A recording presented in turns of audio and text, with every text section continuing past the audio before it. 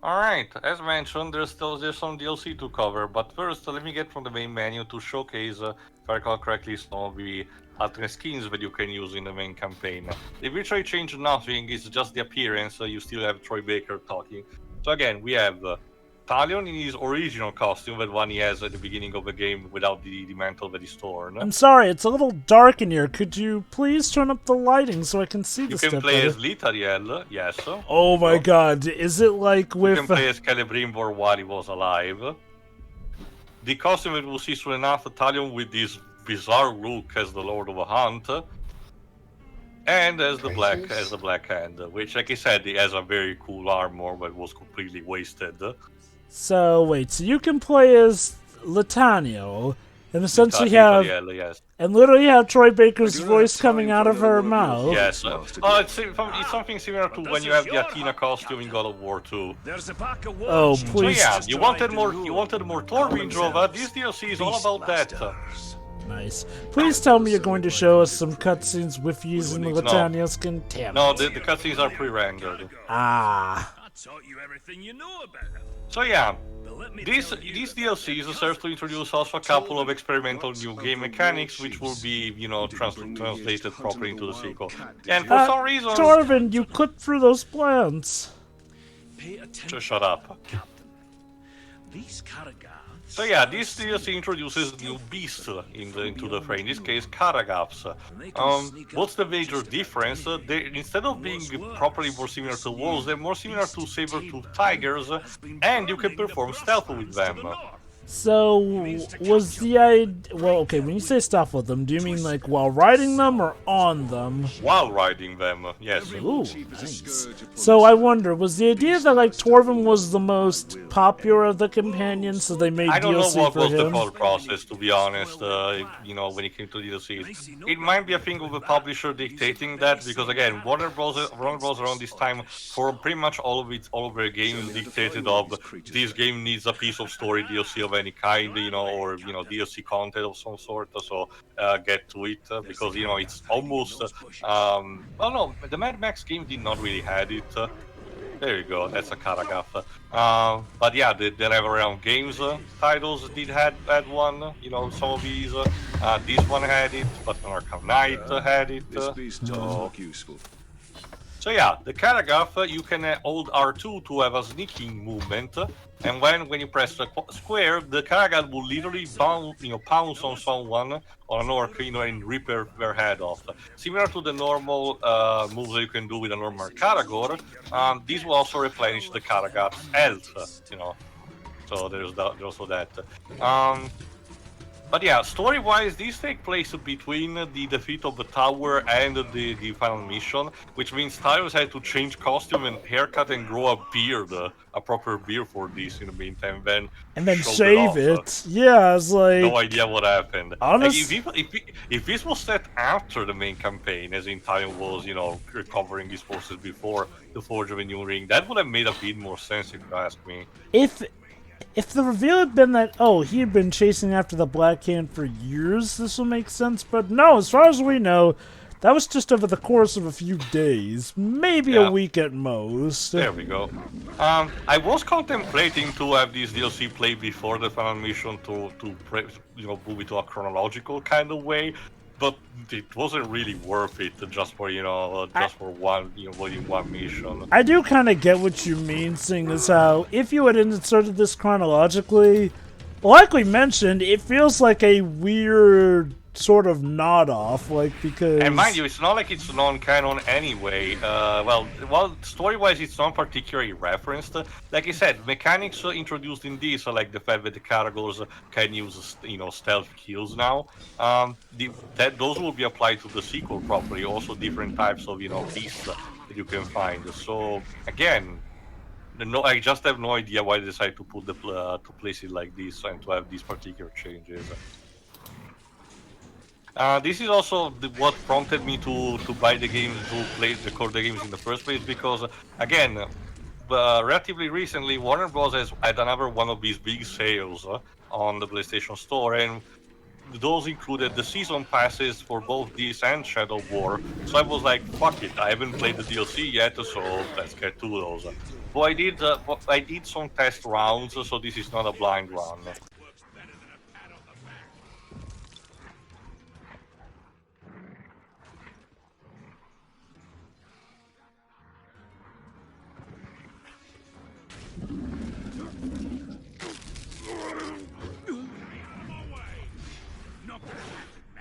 I'm gonna be the one who kills.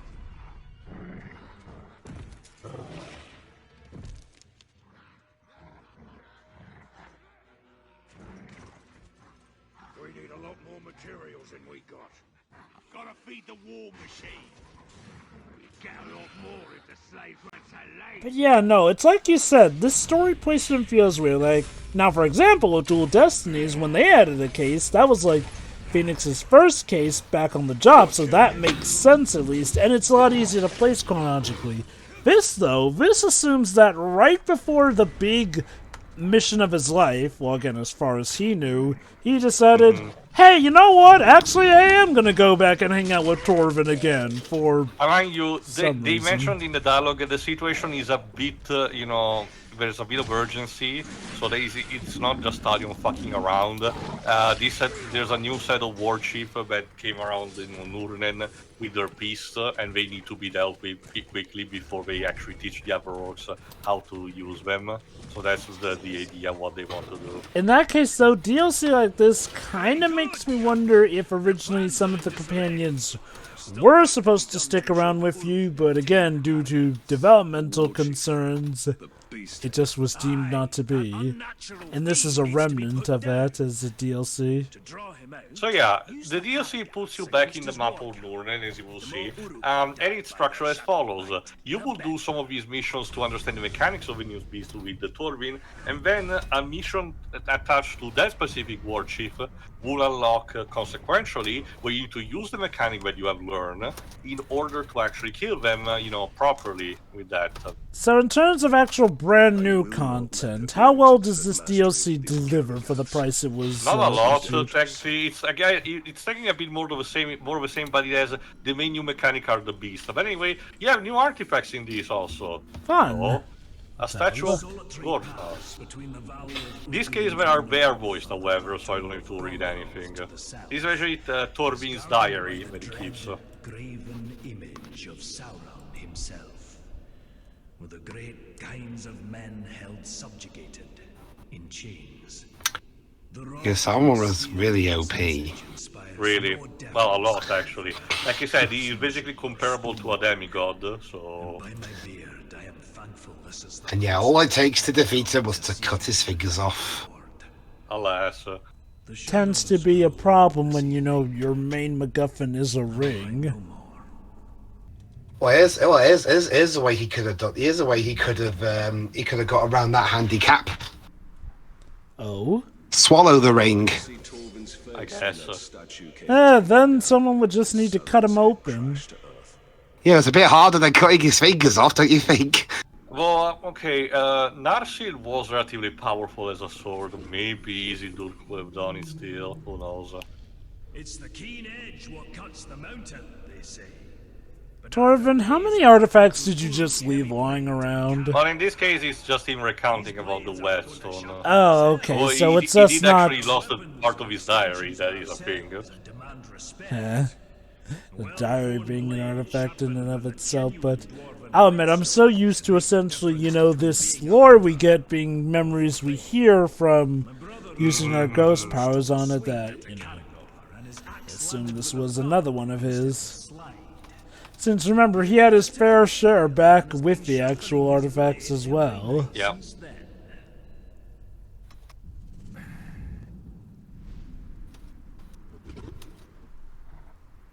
There is little more satisfying than a sharp blade removing the head of an orc.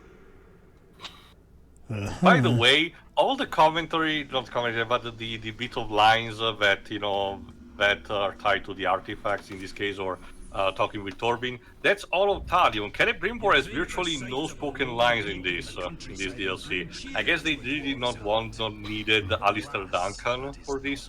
Mind you, the DLC after this is basically the polar opposite, because it's all about Celebrimbor and Talion is not present, being obviously a prequel.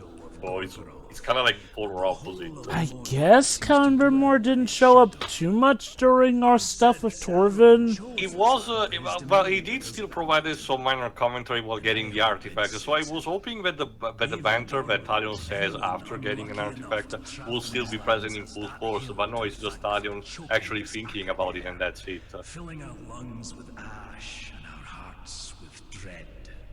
Fill lungs of ash. Wow. So the world turns to ash, and then the world gets his lungs filled with the bloody game. Volcanic ash, to be precise, with yes. Nasty stuff.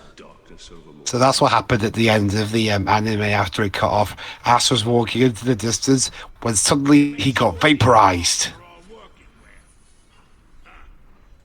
If it's worthy game and a respectable trophy you're after, the Caragor roam Mordor in ferocious packs. Quick on their feet and strong to boot. Be wary. Boy, I don't know about you two, but these Caragors sure could have come in handy for the walk to Mount, well, to the volcanic mountain. Yeah. Well, okay, first of all, taming one of these is already hard for Torvin, and Talion is a bit on easy mode, so Frodo and Sam will not be able to do much with that. Second, technically speaking, the wargs are in-universe considered worse than the Caragors, so there's that too. Huh.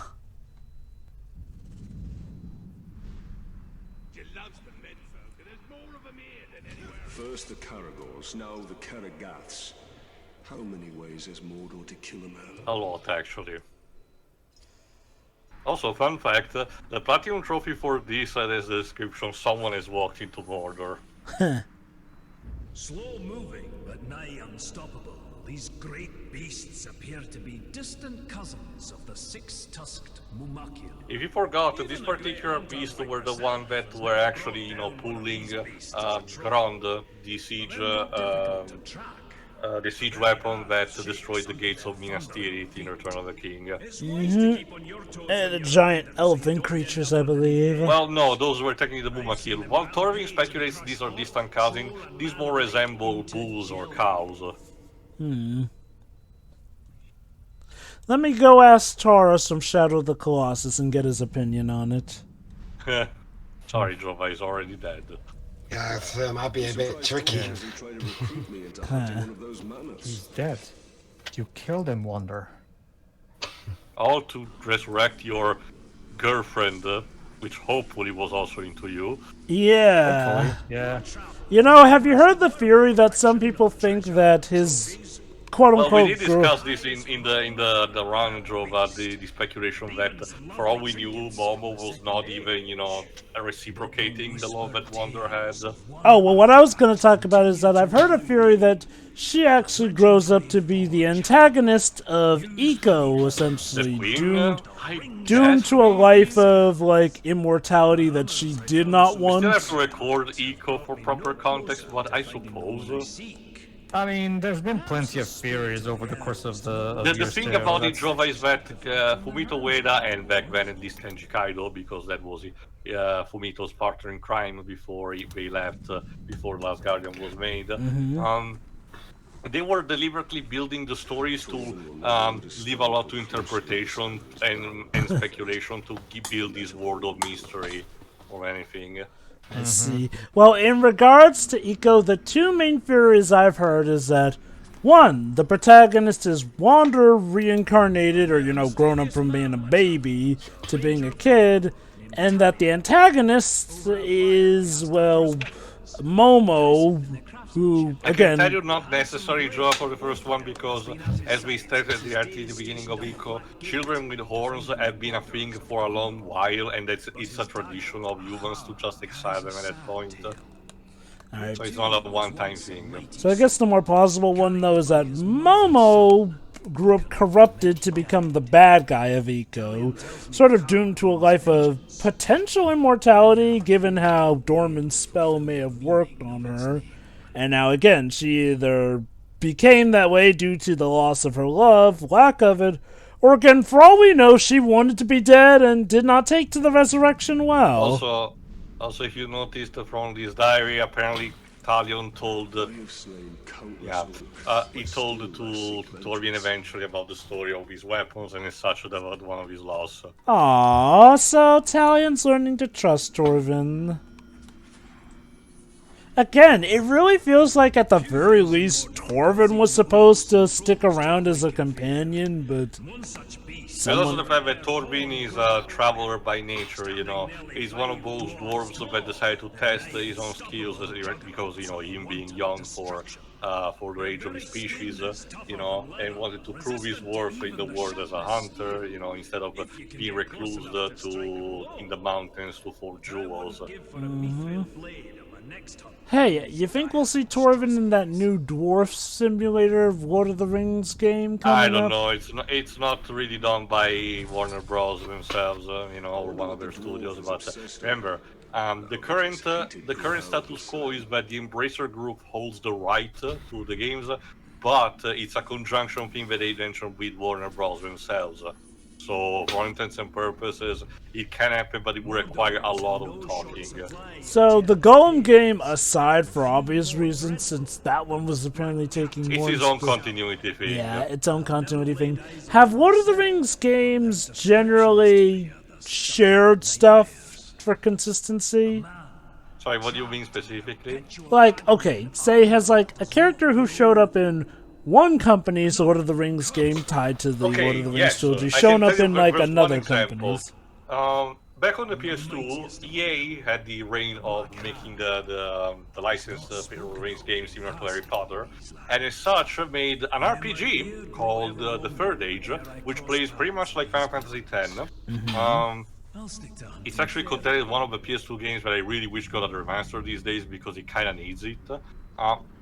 But it's actually very fun to play, and essentially it's another pure fanfic. You have this group that was traveling slightly behind the Fellowship and intervening during specific parts of the story. And the three main characters, which were, of course, a human, an elf, and a dwarf of the party, can be recreated using the character creator of the RTS games that EA made around the time, the Battle for Middle-earth games. So there is Interesting. that, but not necessarily on a story level. So it's more so about of, hey, this detail or character showed You up have to remember there. that these are licensed games for a story that was made a long time ago, and instead of any new material has to take the stance of being a different continuities. This is not like Star Wars, where there's the official endorsement of the company that you know holds the rights to the main IP and as such decides to canonize all the side material that is being done. Or Star Trek for that matter, even if that is a bit more sketchy. For intents and purposes, for why, you know, the video games, all the video games have to be considered, you know, canon in their own way. But Gene Roddenberry, the creator of the franchise, did states that only the movies and the series are canon. So, Well, unless they're Star Trek 5, but they still count. yeah. Tough luck. Oh, Star Trek 5. All right, now let's get to another mission with Torvin.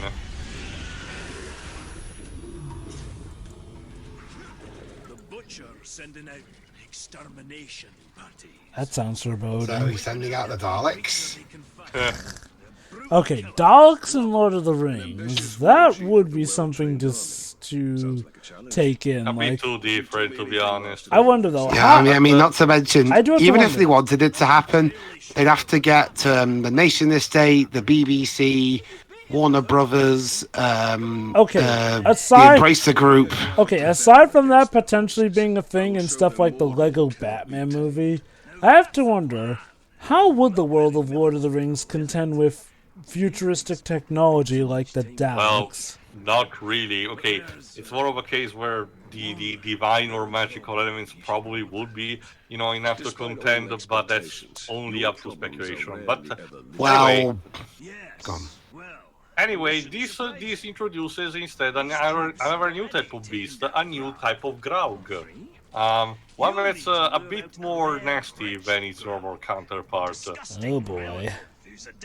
Well, I mean, there was already Daleks in a Warner Brothers film, the Bacchanal Yeah, as we action, noticed. but That was even, pretty cool. but they technically aren't even the BBC ones. They're ones just from those Peter Cushing films. Which, admittedly, unless you're a big, super duper Doctor Who fan, you probably wouldn't know. So Warner Back then, Brothers probably definitely considered not that many a people would win. have recognized them because, you know, again, Doctor Who was dead and not as famous in the rest of the world. Yeah, by 2003, it was only starting to come back alive. I think in Alright, that. now for this mission, first things first, let's just kill this bunch of Uruks. This will eventually lead to us to this particular variant of the Graug, and hopefully we are able to, you know, harness the kind of different powers that he possesses. Fun. Again, similar to the Karagors, there is potential bait roaming around, you know, the camps and everything that you can exploit to summon one of these. There we go. Right, so this Grog is a bit less physical, and instead he spreads poison, being called Wretched Grog because as Torvin said, feeds on ghouls. By how? Vomiting! Of course. What a joy. I will say this also. Would you consider this DLC to potentially be stuff that should have been in the main game? Like, Not really. You can definitely tell this is essentially stuff that that was made still using the basis for the Nemesis system and implementing a few new mechanics for every fun. I guess the thing that raises my eyebrow is the fact that we get, like, more interactable beasts in this DLC than, you know, the main campaign, which... Yeah, but in order to compensate that for the campaign, we needed to create, you know, 5 new warchiefs, which in this case they are not randomly generated, you know, to be your antagonist of the game. So there's that too. Again, like you said, it generally feels like, you know, it's something new that they bothered to create rather than, you know, cut content that was repurposed. And yeah, the vomit also counts for projecting. Instead of using the bow and arrow from the back of Talion, with Talion you will actually launch a projectile that poisons the enemy. The second game will instead refine these into giving 3 types of Graug in order to represent the elements. 1 for fire, 1 for ice, and 1 for Butcher may have poison. lost his ranging parties, but as long as he remains safe in his stronghold, he'll train more of those killers. Show him the safety he can expect with a wretched Graug at his doorstep. Well, what's the worst that could happen there? We will deal with the warchiefs in the next part properly. For the time being, it's just about learning their locations and weak points. Even the Uruks fear the monstrosities of Mordor. I must kill the butcher and keep the orcs afraid. Alright, next one is about instead the ghouls. I don't think we will actually have a new type of, you know, ghoul, but you'll see. Yeah, let's dispatch these all quickly first. As you can see in this case, one of them did not throw away from the brutalization mechanic, so again, it's always a bit of a gamble. Anyway.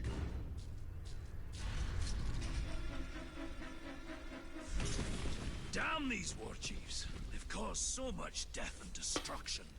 Scavengers are running amok, just hordes upon hordes of filthy ghouls. Filthy ghouls? I thought all of Mordor's creatures were majestic in their own way. Threw that right back at him. Ghouls? Now you stop right there, Captain. They are an aberration. Make up your mind then, Torvin. Hiding underground with their beady eyes. I can't. Gnawing and biting and scratching and... If I didn't know better, I'd have thought you'd see eye to eye with the little creatures. Get it because he's short. Ha ha ha. The ghoul. Don't you Oh, I'm glad just love plague those of ankle shapes? biters makes you laugh. Their numbers are growing out of control. They'll overrun all of Núrnen. Well, you do have a point. So how can we curb this disease? There's only one way. We need to The drag matrons, their vile yeah. queens from their nests and cut them down. A ghoul hive without a matron is like a meal without ale. Useless. I mean, I guess. Anyway, Eloquent. this introduced a way to actually, you know, potentially trigger ghouls those pits. If you hit them with an arrow, they will essentially explode and create a shake the ground in order to attract the ghouls. And if you're lucky enough, you will also find a matron there. Your goal is to, kill all the ghouls in sight, but mostly focus on the matron as soon as they show up.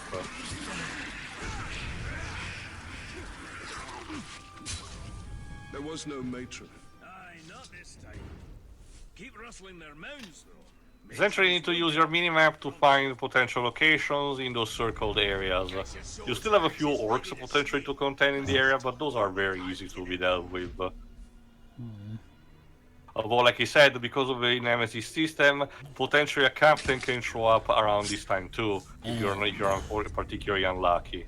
That could work either in a very good way, or leave us well far behind. Well, not necessarily far behind, more like, giving us an extra obstacle to deal with. Again, the beauty of the Nemesis system is because of its randomization, anything can go in any kind of way that you want. Potentially, if you can manipulate odds in your favor, you can have a particularly good time. But there may be a case where your luck runs out and instead you have a particularly bad hand dealt with.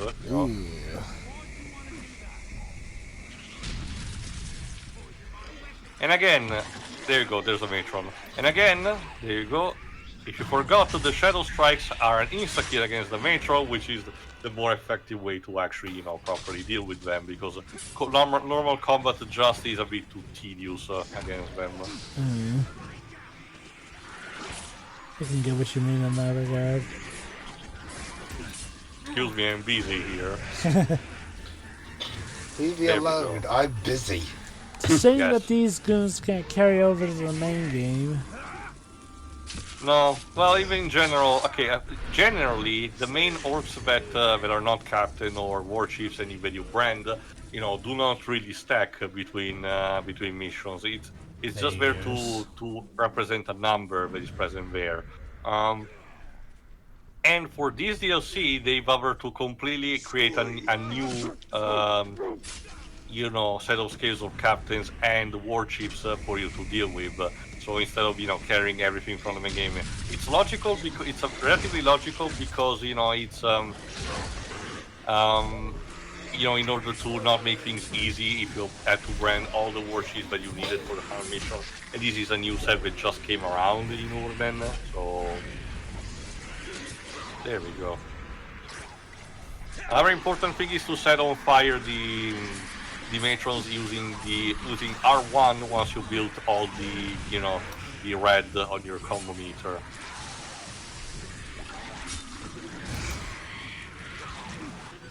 Only one more matron to go. Torvin will also be around doing his own thing in this particular mission, so if you're not willing to do that much, he can potentially finish the mission for you if you just sit there and let him do things. And thankfully this is not a contest like in the story mission when you actually meet him, so it's not even a case of, oh, you need to kill more matrons than him. It's not even a side objective.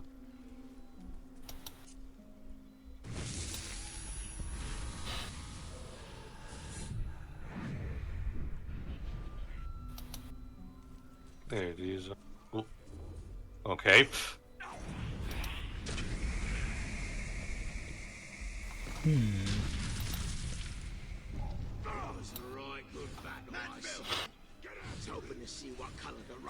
There it is. Master And we're done. Caused it all. And off of his head. Huh. Now we just need to get back with Torvin and we're good to go. That was relatively easy. Like I said, the ghoul matrons are a bit tough to fight normally, but if you use the Shadow Strike, you can insta-kill them with that. And it seems as though you get teleported along with that. Yeah, that's your teleport move, essentially. If you forgot, you can use it to kill orcs in distance. The only trade-off in terms of consuming it, it consumes 2 elven projectiles, instead of just 1. So you cannot even, abuse it too much. When you jumped off that cliff, I thought I was going to give you a game over. haven't No, like actually you said, there is no proposed falling till a damage in single this. afternoon. For once it is I who has come up short. I'll give you that one, Ranger. Killing this next war chief is going to be a tall order. You see, he Did rides four upon kids a take dragon. over this? You'll have to flood his garrison with ghouls I don't think to we're set to out that. And an this was after they died, so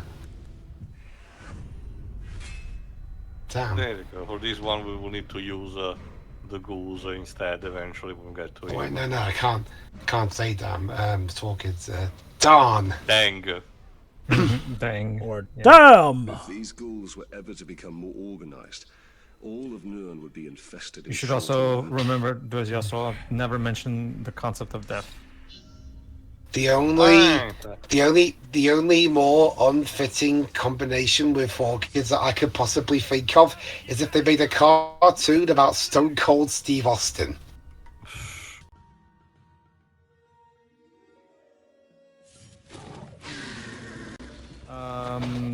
Well, I'm gonna remind you that back in the 80s, they made cartoons out of every adult franchise in Didn't they took the piece recently out of it by making like a cartoon about Mike Tyson being a Scooby-Doo clone? Yeah. Like Mike Tyson Mysteries, I They think made it's called. they made a Rambo cartoon. They made. We were going to apparently get a cartoon based on Ridley Scott's Alien. Yes. Some reason. Can't you just picture a Saturday morning cartoon about the alien universe? We did got a RoboCop Saturday morning cartoon, but I have no idea of its quality. Apparently, the Mortal Kombat 11 references it in some kind of fashion, but again, I do not know the details of that. Well, there you go. If you ever wanted, Peter Weller himself to say something tangentically related to the RoboCop cartoon, well, there you go. This is all about. We've got a big problem. Alright, for this mission, if I recall correctly, I forgot if it's I've this never known you mission to or think one anything was that's little, Master after this, but No, it's not the time one for of these jokes. particular mission involves the Uruks using the black powder that they just stole from Torvin, which is a big no-no. Have your explosive powder? Yeah. How did this happen? Forget about that. Didn't you hear what I said? They took my brother's axe. And you need to essentially have a chase against time for that. We'll get your axe, but I'm more concerned about the Uruks with the explosives. Do you even know how the powder works? All I know is that if you put a spark to it, exciting things happen. Surely you remember when we first met. These warchiefs may study it, learn how to make more. We must get it back before that can happen. Priorities. Yeah, the last thing that we want is to the orcs to develop technology like this. Sure So would yeah, be now you have a fun. race against time and you need to follow the specific tracks. Again, this introduces a new mechanic for the Kargat that you do not have in the normal main game. Something similar to what you can do on foot in the main game. If you jump on an obstacle, like say a stone, by pressing the X button, in this case the Kargat will do a sprint by going extra fast, which again helps maneuverability. Which again, and this mission is all about testing that, having a time limit and a far location that you need to reach in time. Again, the timing is not super generous, but it's doable if you actually exploit the mechanic properly. So it's not one of those dickish things that, oh no, you need to be at the pinpoint second, and you will just barely make it. Like you need to fuck up relatively decently in order to fail this one. Remind me, the timer also counts while you're in the middle of dialogues with certain personnel? No, Oh, at good least for not at them. the start. Talion will have a bit of commentary in this. They say, oh, maybe this was not the right location, but that literally takes like 2 second stops, and you can move immediately, even as he's saying the line.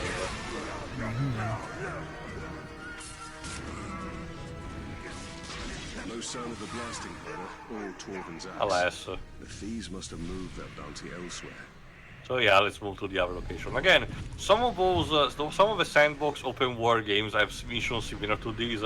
These will be equivalent to a GTA missions where you have to, get your car and move to, again, a rendezvous point in a time limit, and then do the same thing over 2 times or something. Like, this is very common in this kind of games. It's just reworked to use this particular, setting instead. Lord of the Rings, GTA, what would the police be like, you know, if you fill the wanted meter? Well, I guess the orcs. Very okay. Like you said, it is also expanded more in the second game, but there is a sort of an equivalent of if you let the violence escalate too much, more and more enemies will pour in, and you need to be careful because while you technically cannot die, you still can be killed normally, and you may have a bad time if you cannot crowd control properly.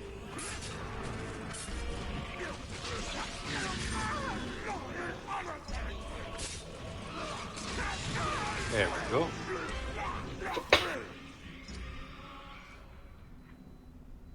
What are the choir singing? Well, that was the music theme where you ride a Caragor. A small victory. There's no trace of the blasting powder anywhere. Damn. Something that valuable only the smuggler. Another one of could the deliver warships. to his dark master. It's better blown So up I and guess the wasted smuggler than will nearly. be our main boss fight of this DLC campaign. Well, no, it's just another one of the warships. All the sorry, all of the warships, have a distinct trait of personality. In this case, we are not randomly generated. In this case, the smuggler is someone who rides a Caragor as well. And they're just more attached to Torvin some kind of fashion. Like for example, this one is tied to the war powder. The other one was about killing growls. That last guy on that screen just said, "No, you're supposed to put that red thing on your chest, not the head. If you're to cosplay as Kratos." Well, war paint can work. Well, remember, Kratos has also a vertical, war paint that starts from his head. It's a reference to what his brother had, but it's a long story. So anyway, next time we'll actually finish the Lord of Arm DLC by finishing what we need to do and killing all of the warships. See ya. Ta-ta!